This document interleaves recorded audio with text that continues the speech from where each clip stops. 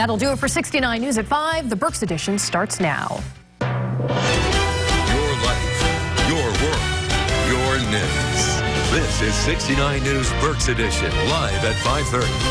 A horrifying scene in Reading where neighbors walked out their front doors to find bodies on the sidewalk. Police say 3 young men were killed in a shooting, leaving many in a city already rocked by violence in shock. Good evening once again. I'm Wendy Davis. Rob Vaughn has the night off. Moments ago, 69 News spoke to the family of one of the men killed in last night's shooting in the 600 block of Moss Street. They're devastated. And as for police, they're still searching for clues. And this tragedy has many wondering what's being done to stop the violence. We have live team coverage for you tonight. We're going to start with WFMZ's Katira Winfrey. She is live at Reading Police Headquarters. Katira. Wendy, police say all of the victims were friends, and they say based on the investigation so far, it appears that all 3 were the intended targets. As for why it happened, investigators are still trying to figure that out, and families are grieving.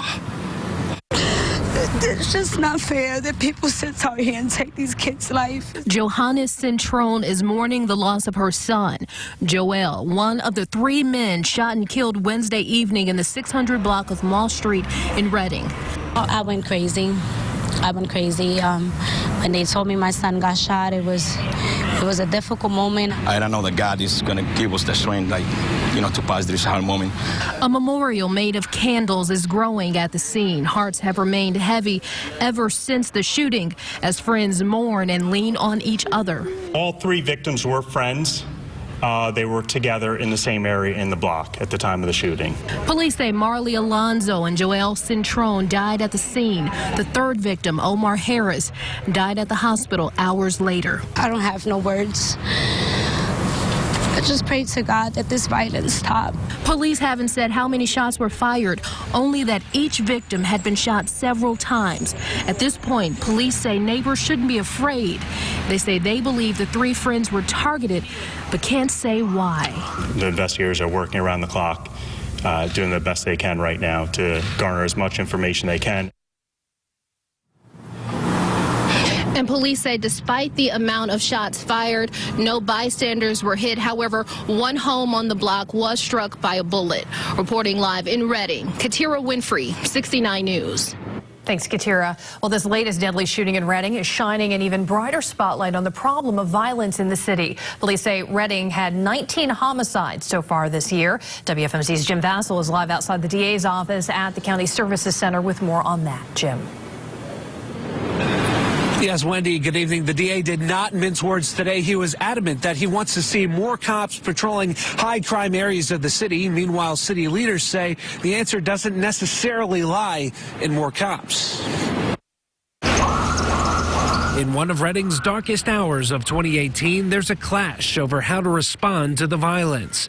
District Attorney John Adams tells 69 News the city needs to find a way to put more cops in areas like the 600 block of Moss Street, where 3 men were shot and killed. We need the city administration to make an investment in the safety of our community by investing in more police officers. Mayor Wally Scott says while he'd like to see more patrols, crime deterrence has to come from within the people. It's so quick for people to say, get more cops, get more cops.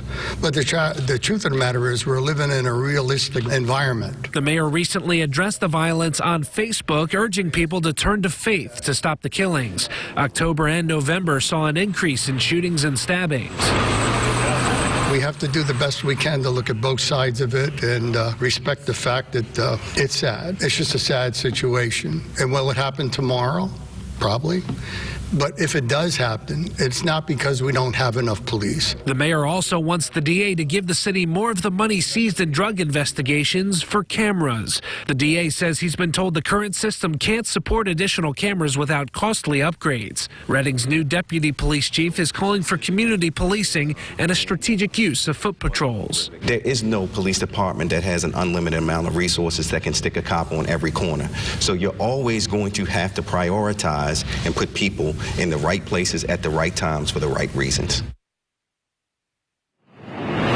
Now, tonight, I obtained a letter from the city of Reading to Berks County Sheriff Eric Weekneck requesting a meeting about possible patrols in high crime areas of the city. The sheriff told me that he's willing to meet with them at their earliest convenience. And a similar proposal to this one came back in 2003 during another wave of violence. Live tonight in Reading, Jim Vassell, 69 News.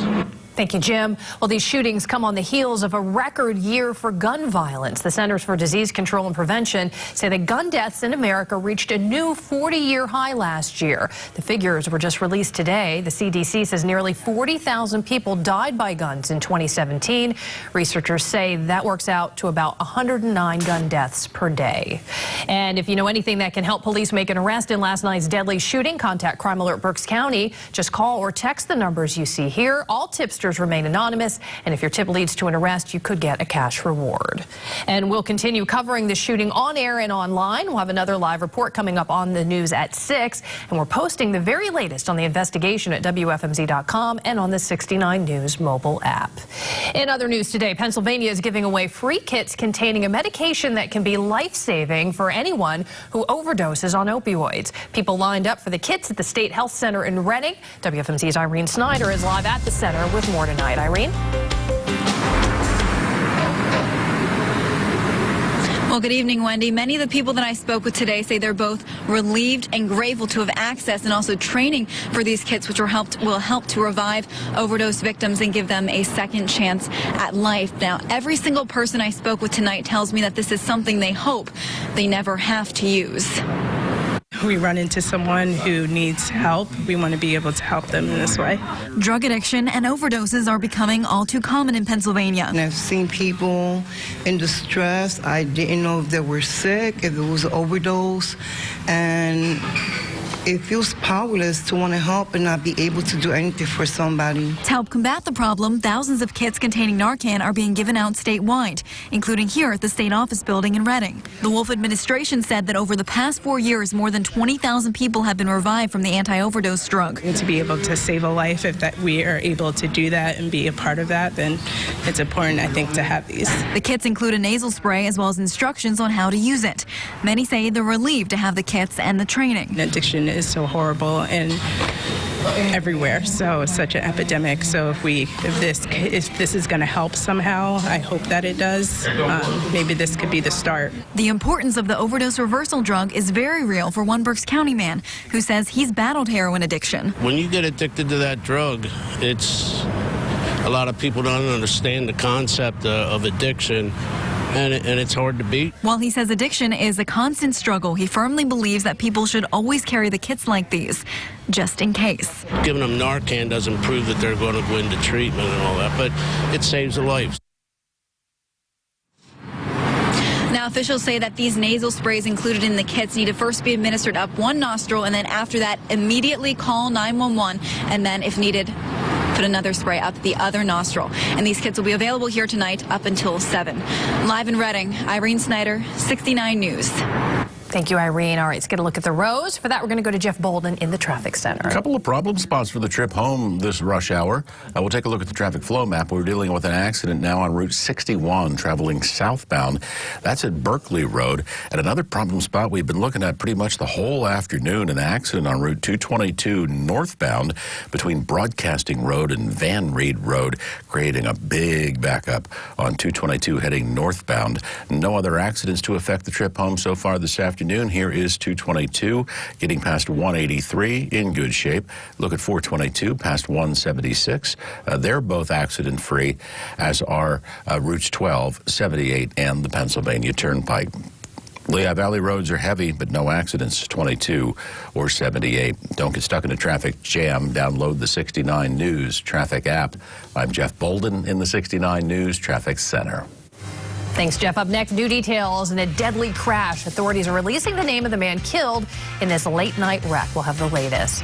Plus, Berks native Taylor Swift goes high-tech to catch stalkers. Find out the creative way she's reportedly checking out fans at her show. That's next, along with the forecast. Dan? Well, a couple of raindrops and snowflakes today. This weak disturbance kind of fizzled. The next one not going to probably brings a soaking rain our way that will impact some of your weekend. Details in your 7-day forecast for Berks County coming up.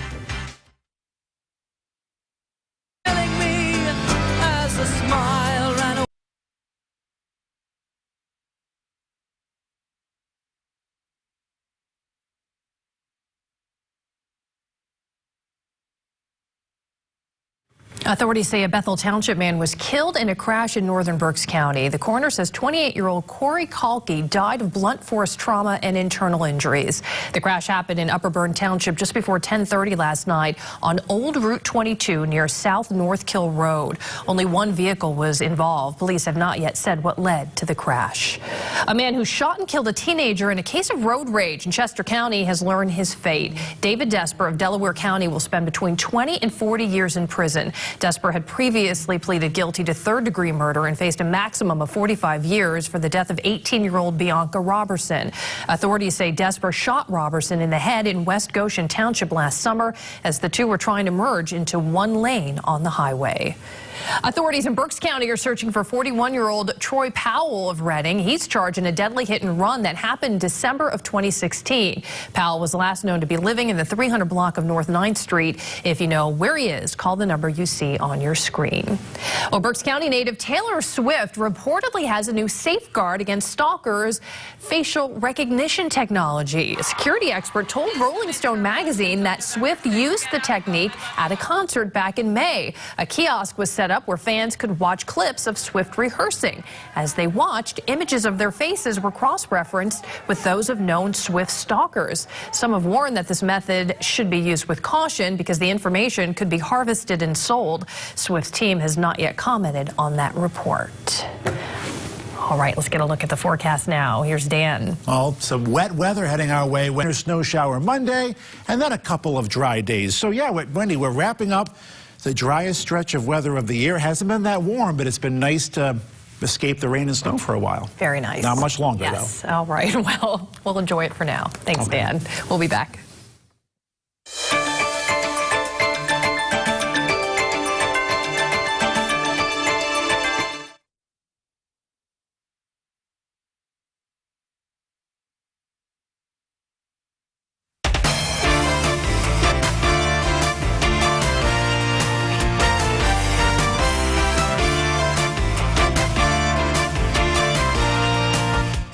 A tribute to airmen who went missing in Vietnam is being dedicated at Reading Regional Airport. New banners and a prisoner of war missing in action flag are now in place.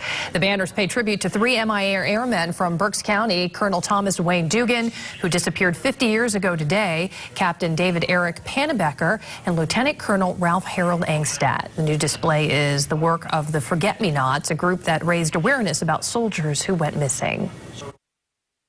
We had banners made with their faces on it to be put out here at the airport.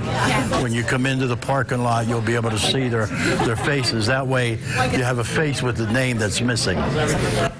Air Force Junior ROTC cadets from Muhlenberg High School also took part in today's event. A Lancaster County-based company is helping keep people warm this holiday season. Bowman Hat Company handed out free hats at Mary's Shelter in Reading.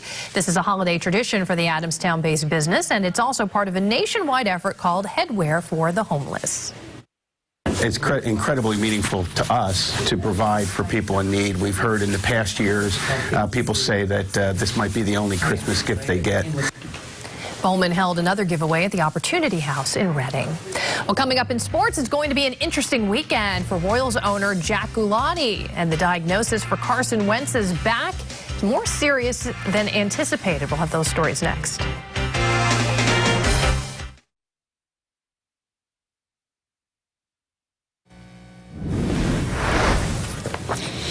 All right, sports time. Here's Dan. Thank you, Wendy. You know, this isn't like Bane breaking Batman's back. You know, it wouldn't be that epic of a comeback. But ESPN and NFL Network reporting today that Wendy, and between that and Anthony Myers, it's just been kind of inspiration for these athletes. Just continue to show something great every day. All right. Thank you, Dan. Okay. And finally at 5:30 was a special holiday celebration for some seniors in Reading.